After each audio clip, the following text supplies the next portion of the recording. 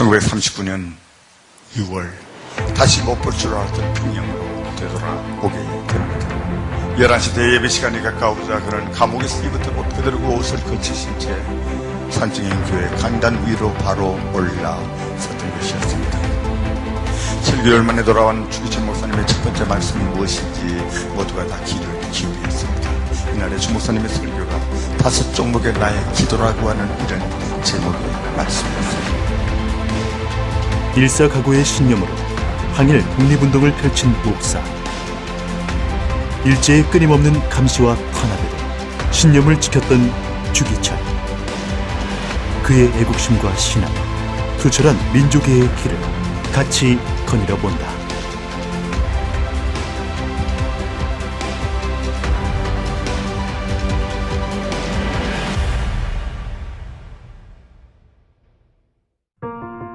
역사 속 순교와 전도의 현장이 자리하고 있는 창원시. 이곳은 신사참배의 정면으로 저항하며 끊임없이 투쟁했던 주기철 목사의 고향이기도 하다. 일사각오의 신념으로 항일 독립운동을 펼친 주기철 목사.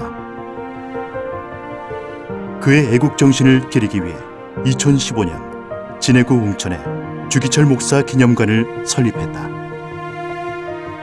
기념관을 중심으로 근방의 기독교 성지를 이은 주기철 목사 성지 순례길은 창원을 찾은 이들에게 뜻깊은 여행을 선사하고 있다. 시간을 거슬러 70여 년 전에 주기철을 만나러 가는 길.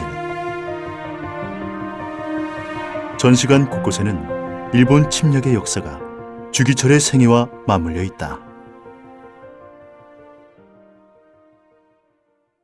네, 우리 이제 주기철 목사님은 항일 독립운동가이자 순교자이십니다.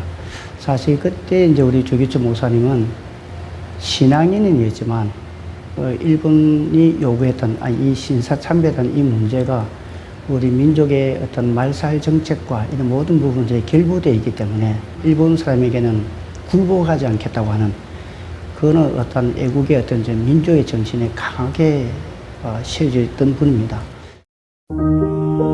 폭력과 탄압에 맞섰던 저항의 삶. 주기철 목사가 항일 독립운동 활동을 하며 겪었던 투옥과 순교의 증거가 이곳에 고스란히 담겨져 있다. 그를 알기 위한 발걸음은 주기철 목사 기념관을 채우고 있다.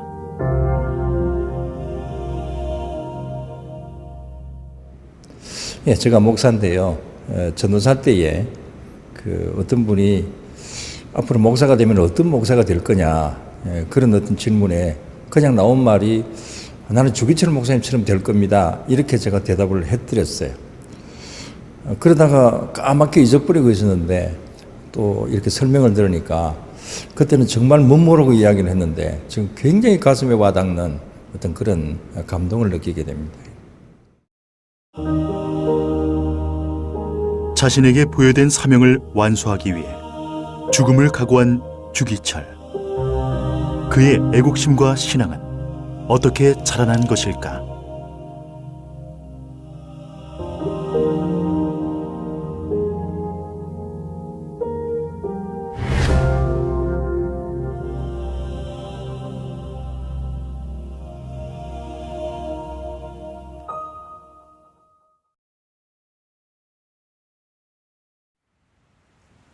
창원시 진해구 웅천. 웅천에서의 그의 삶의 발자취를 하나하나 따라가 본다. 100년의 역사를 가진 웅천 초등학교.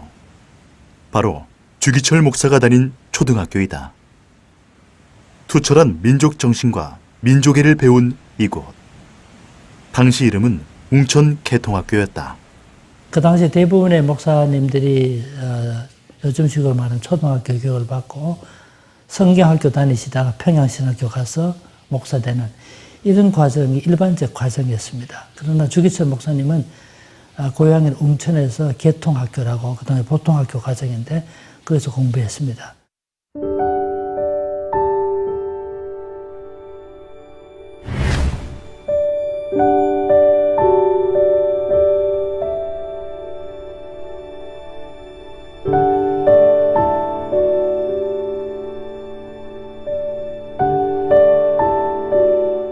웅천초등학교 주위에는 옛 웅천교회 터가 보인다.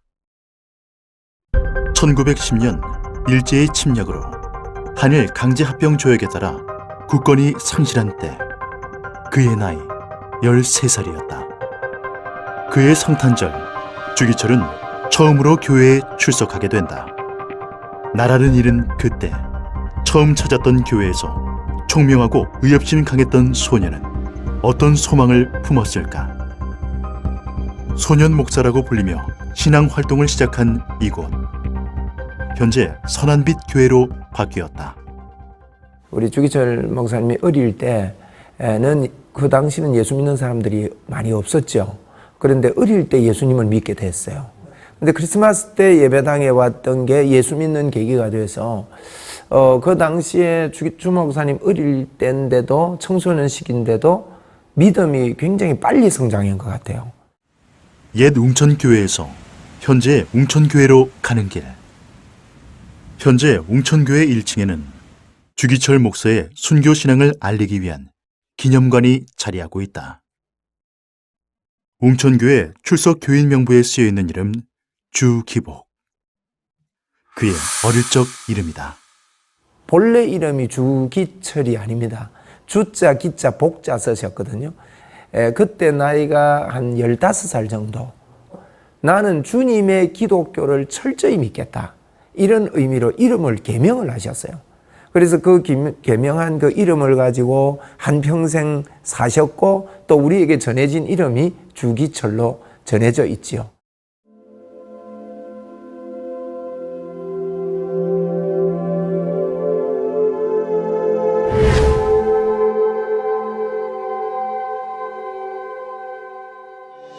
주기철은 진해 보통학교를 졸업하고 평안북도에 있는 오산학교에 들어간다. 민족 지도자 남강 이승훈이 세운 당시 최고의 민족학교였다. 오산학교에서 이승훈과 조만식을 만나면서 주기철은 애국 사상과 신앙을 단단히 다지게 된다.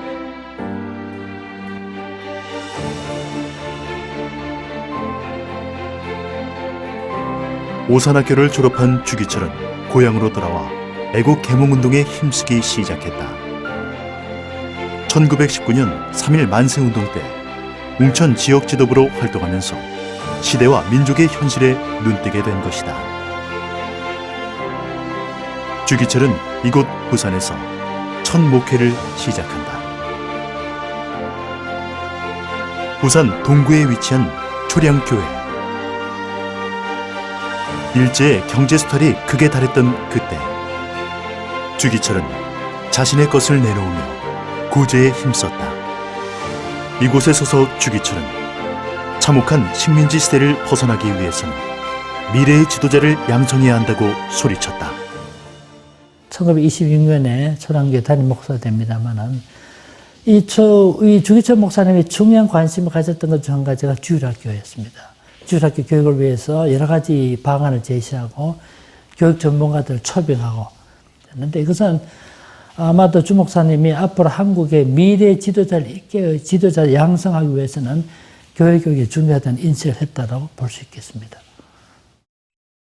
마산 지역에 처음으로 생겼다 하여 경남지방 어머니 교회라는 별칭으로 불리기도 하는 마산 문창교회. 주기철 목사는 초량교회에 이어 1931년 마산 문창교회에 재직한다. 어려운 시절에 부임하여 교회 안정을 위해 피와 땀을 흘리며 안간힘을 쏟았던 주기철. 그의 목회 활동 중심을 보면 우리나라를 얼마나 사랑했고 또 죽어가는 나라를 어떻게 건질 수 있는지, 그리고 다음 세대들에게 바라는 기대와 소망이 담겨져 있다. 상당히 좀 근대적 인물이라고 봅니다. 왜냐하면은 그 당시 모두 마루에 앉아서 예배 드릴 때 찬양대석을 의자로 만들어 드렸다는 점이라든지, 그 당시에 요즘 흔히 말하는 다음 세대를 양육하기 위해서 교육관을 신축하고 거기에 투자를 또 많이 했습니다. 그 다음에 창신학교를 운영하는데도 부족한 금액을 교회에서 지원해 주면서 다음 세대를 위한 교육에 투자를 하면서 이들이 다음 세대고 이들을 양육하는 것이 곧 나라의 힘이라고 생각했습니다. 마산문창교회도 한 5년을 계시면서 어린이 사역에 중점적으로 하십니다. 그 당시에는 교통이 불편하고 이러니까 아이들을 불러들여서 하는 게 아니라 교사를 파송을 했어요. 이건 좀 특별한 경우입니다. 그래서 한 10군데 정도 교사를 파송해서 10군데를 주일학교를 했습니다. 그래서 10군데 주일학교를 하다가 주일학교들이 나중에 교회로 성장을 하고 이렇게 됐다고 그러는데, 이런 것들을 보면 다음 세대들에게 굉장한 그런 마음을 가지고 있었고, 어린 아이들에게 예수 복음을 심어 일제하에 있는 우리나라를 건져내려고 하는 이런 열망이 있었다 하는 것을 볼 수가 있고요.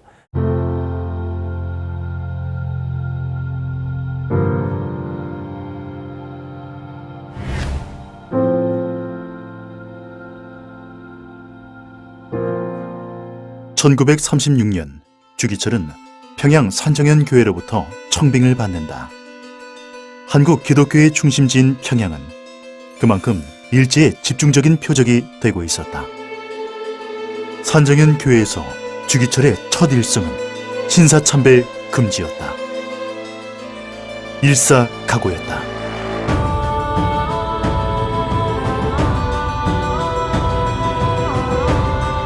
신사참배에 정면으로 저항한 주기철은 일제의 집중적인 감시와 탄압을 받게 된다. 일제의 끊임없는 구타와 고문 속에 마지막까지 신념을 지켰던 주기철. 1944년 복역 중 고문으로 인한 건강 악화로 48세를 일기로 순교합니다.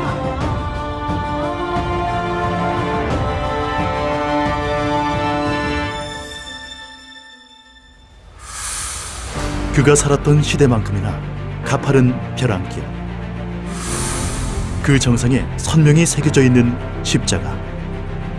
이 아찔한 십자바위가 마산 문창교회 재직 시절 그의 기도처였다.